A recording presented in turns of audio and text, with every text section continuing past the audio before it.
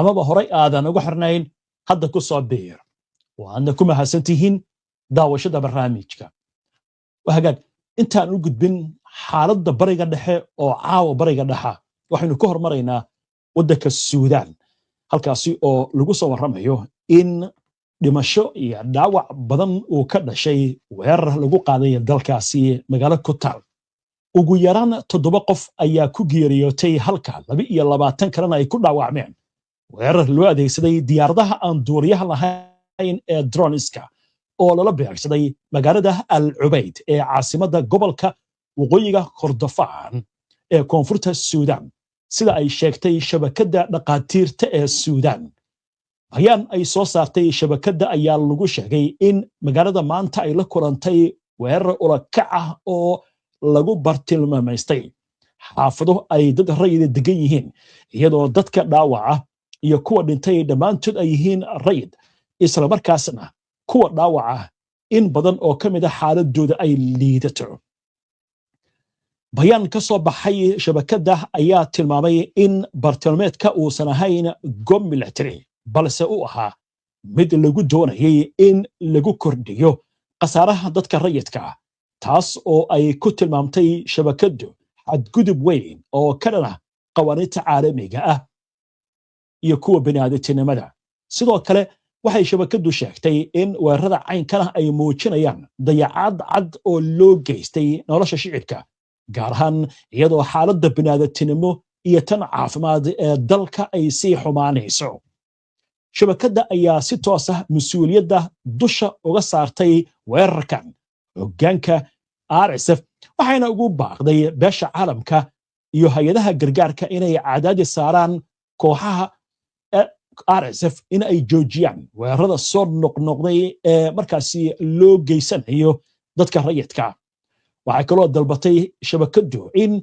hay'adaha caafimaadka ee Al Ubayd la siiyo agab iyo shaqaale caafimaad oo dheeraad ah si ay ula tacaalaan tirada sii kordhaysa ee dhaawacyada ilaa iyo xilligan ma jiro war rasmi oo ka soo baxay dhanka kooxda RSF ee dagaalka kula jirta dowladda Suudaan gobolada Kordofaan ayaa tan iyo 2023 waxay wajahayaan dagaallo u dhaxeeya ciidamada dowladda iyo kuwa RSF kuwaasi oo sababay xaalad ballaaran oo bini'aadantinimo oo aad u daran waa tahay warkaasna halkaas aynu kaga gudubno bal markana aynu eegno xiisadda colaadeed ee u dhaxaysa Xisbullah iyo Israa'iil xaaladdan ayaa waxaa lagu soo warramayaa inay ka sii darayso saacadba saacadda ka dambeeya ururka Xisbullah ayaa caawa wuxuu shaaciyey inay weerar ku qaadeen ciidamo Israa'iiliyiin ah oo ku sugnaa koonfurta Lebanon iyagoo adeegsanaya diyaaradaha yaryar ee aan duuriyaha lahayn oo ay ku rakaban yihiin waxyaalaha qarxa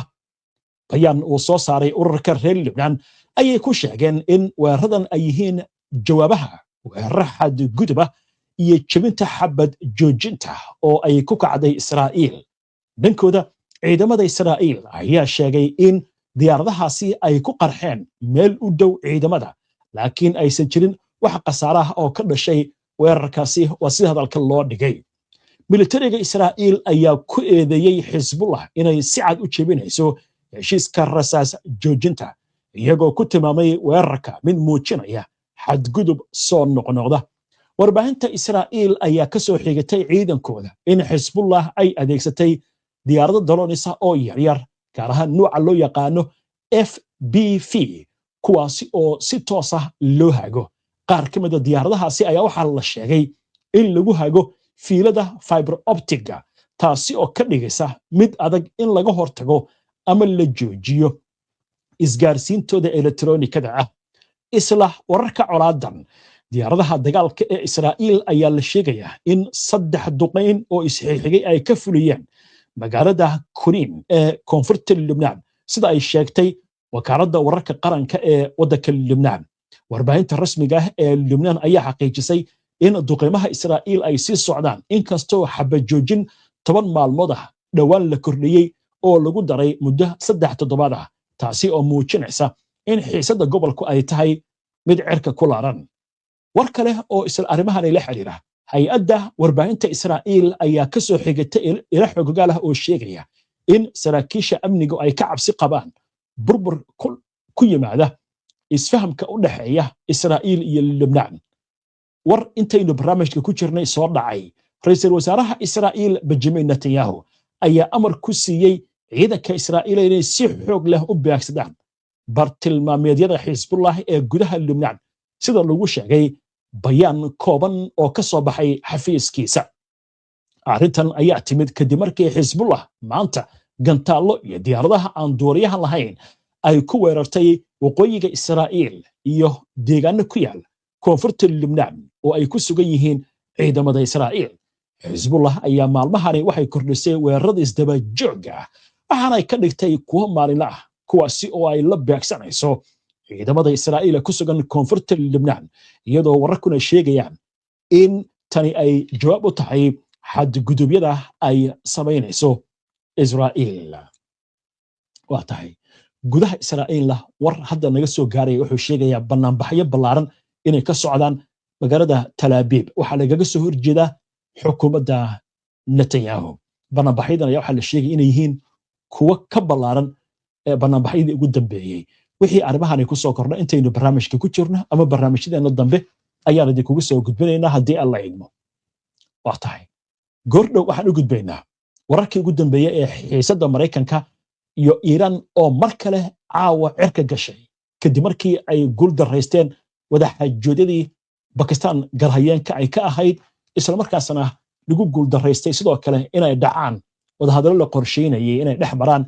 Iiraan iyo Maraykanka. Trump oo arrimahan si adag uga hadlay ayaa idin soo gudbinaynaa.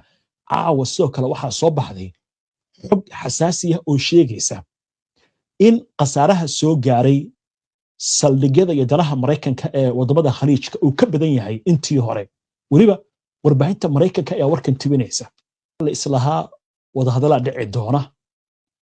wafdi ka socda Iiraan ayaa tegay xalay magaalada Islamabad ee caasimadda waddankaasi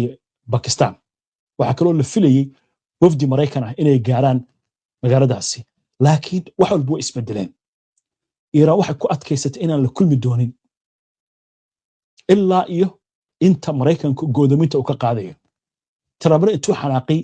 ayuu wafdigii Maraykanka celiyay ayagoo diyaaradda sii gali raba.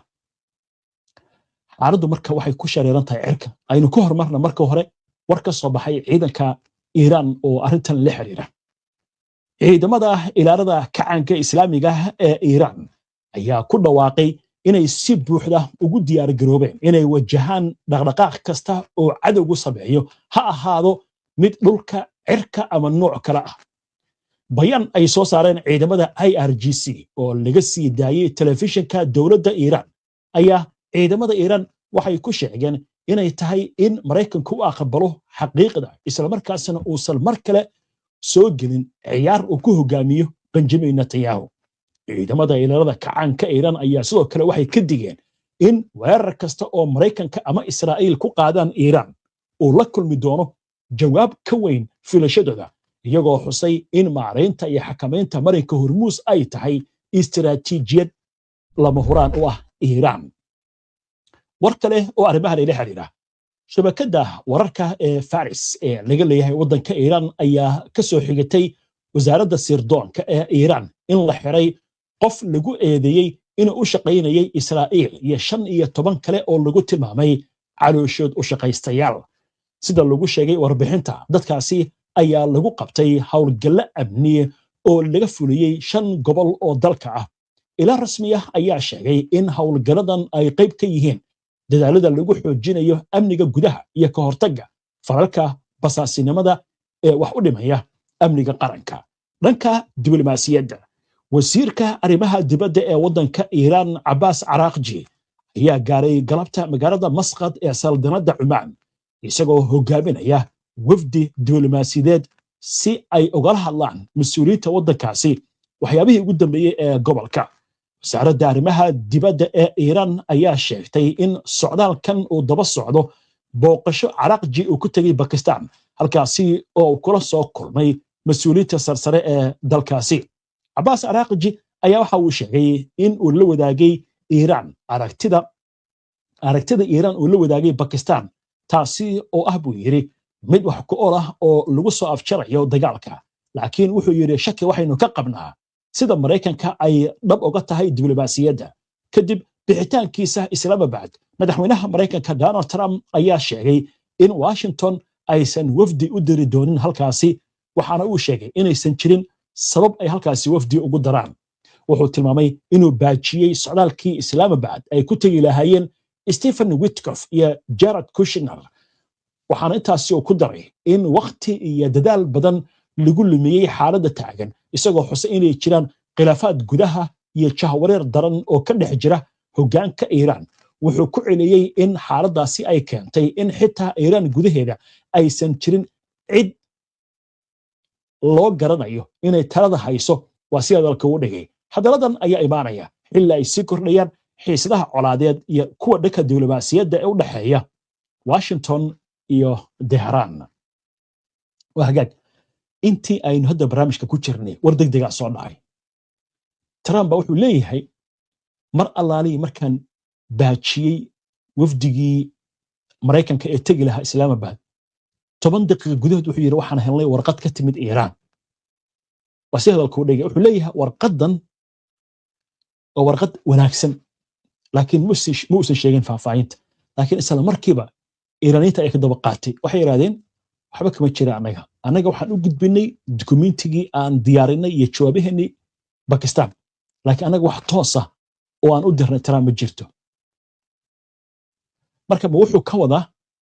tii Iran ay soo gudbisay oo Pakistan lagu wareejiyay in Mareykanka loo soo gudbiyay arrintaasna ay tahay arrin wanaagsan mise waa xeelad kale oo dagaal ku damacsan yahay ama se waa xeelad kale oo suuqa ku xasilinaya waayo suuqa wuxuu furmi doonaa habeen dambe oo isniinta ay soo galayso suuqyada shidaalka kuwa ascaarta kuwa sarifka marka hadalkan si aan loo oran waluu kala tego wada hadaladii miyuu uga dan leeyahay inuu suuqa ku xasilayo qodobkaas dambe ayay u badan tahay inkastoo laakiin suurtagal ay tahay dagaal inuu qarxi karo xilli kastaba waayo laakiin waa halkii Soomaalidu ay ka tiri maxay ka nuugtaa maxayse ka nuugtaa maxay ku nuugtaa maxayse ka nuugtaa weeraradii hore Iran waxba lagama tarin way soo taaganta laakiin hadda waxaa la ogaadaa caawa soo baxday xog sheegaysa qasaaraha gaaray saldhigyada Mareykanka inuu ka badan yahay intii la sheegay waliba warkan yaa tibinaya warbaahinta Mareykanka haddaba aynu eegno warkan oo gordhaweyto uu tabiyay telefishinka NBC ee Mareykanka laga leeyahay telefishinka wuxuu sheegayaa in weerarada Iran ay ku qaaday saldhigyada Mareykanka ee gobolka ay sababeen burbur weyn kaas oo ka badan intii hore loo shaaciyay warbixintan ayaa waxaa lagu sheegay in saldhigyada Mareykanka iyo qalabka military ee Mareykanka ee gobolka uu ku leeyahay inkastoo difaacyo casri ay haysteen haddana Iran ay adeegsatay gantaallo diyaaradaha aan duuriyaha lahayn iyo xitaa diyaaradaha dagaalka gaar ahaan nooca loo yaqaan F5 kuwaasi oo beegsaday saldhigyada Mareykanka taasi oo ka hor imaanaysa sheegashooyinkii hore ee Mareykanka ee ahaa Iran inaysan adeegsan diyaarado dagaal warbixintu waxay xustay in xog laga helay ilo kala duwan oo ay ku jiraan 3 sarkaal oo Mareykan ah 2 kaaliye oo Koongareeska ka tirsan iyo qof kale oo arrimahan la socda intuba ay sheegeen qasaaruhu inuu yahay mid aad u ballaaran warbixintu waxay kaloo sheegaysaa in dayactirka burburka ka dhashay weerarada Iran ee saldhigyada Mareykanka ee gobolka ay qaadan karto muddo dheer ayna ku baxayso bilaayin dollar warbixintan ayaa waxay timid ku dhawaad 3 toddobaad kadib markii Iran ay joojisay weerarada kadib rasaas joojin Pakistan ay dhexdhexaadiye ka ahayd Iran waxay sheegtay in ay diyaar u tahay wali inay sii wado dagaal haddii la isku dayo Mareykanka iyo Israa'iil mardaba inay soo weeraraan arrinta laakiin la yaab kale waxay noqotay diyaaradan halkan ka muuqata waa F5 waa diyaaradihii waagii Iran iyo Mareykanku ay isku fiicnaayeen oo saaxiib ka ahaayeen Mareykanku uu siiyay Iran F5 maxaa ka dambeeyay iska dhaaf xitaa F6 iyo F7 iska dhaaf hadda adduunyada waxay maraysaa F35 macnaha waxa u dhaxeeya diyaaradan iyo tan Mareykanku u haysto 30 jiil oo diyaarad baa u dhaxaysa waa F5 iyo 30 tan ugu dambaysa midana waa F5 marka diyaaradan oo Maraykanku xitaa Iiraan uu ka diiday inuu ka iibiyo dayactirka ayaa waxaa leeyahay waxay ka dhex dustay nidaamyada difaaca ee Maraykanka laakiin arrintaas waxaa loo saadaalinayaa qadar waxa ku yaalay raadaarka ugu weyn ee Maraykanku uu ku leeyahay gobolka Bariga Dhexe inta Turkiga oo ay u yaalaan nuclear iyo xarunta ugu weyn ee NATO waxa ka muhiimsanaa raadaarkan ku yaala wadanka qadar hadda waxaa soo baxay war sheegaya waddamadii khaliijka iyo dhowr waddan oo gobolka ku yaal roob inay ka da'ayaan Iiraan baraf xitaa ka da'ay Ciraaq webigii Tigris waa buuxsamay Turkiga waxaa la arkay biyo aad u fara badan dadku waxay leeyihiin raadaaradan Maraykanka oo la burburiyey ayaa waxay sameynayeen hawada daruuraha la dagaalamayeen ama waxa laga soo jiidaya wadamada qaarkood daruuraha roobka waxa la yiri maxaa dhacay oo keenay baa la yiri kadib markii la burburiyey dhowr raadaar oo Maraykanku ku leeyahay gobolka Bariga Dhexe in roob Ilaahay meel kasta ka keenay Iiraaniyiintu waa yaabeen baraf bay arkeen waliba hadda waxa la sii geliyaa xilligii kulaylaha wadamada khaliijka wayna ka warqabeen dhowr waddan oo Sacuudiga ka mid yahay daad baa ka dhacay arrinta marka waxay noqotay arrin la yaab leh dabcan waa wax Ilaahay wata laakiin waxa leeyahay arrintan waxa suurtagal ah raadaaradan la burburiyey in arrimaha qaarkood ay mas'uul ka ahaayeen waayo hadda ka hor warbixin waxa halkan ka soo tabinay Imaaraadka Carabta in lagu eedeynayay in wadamada qaarkood daruuraha ka soo xado roobka markaas asaga laftigiisa masiibo ku noqdeen waatii bilooyin ka hor daadad ay ku dhufteen wadanka Imaaraadka Carabta anaga laftigeena ama daruuraheena la xado xitaa Soomaalida waa tan abaartu naga bacdahay marka diyaaradan waxay leeyahay waxay ka dustay raadaarkii Maraykanka ma ahan F16 F15 F22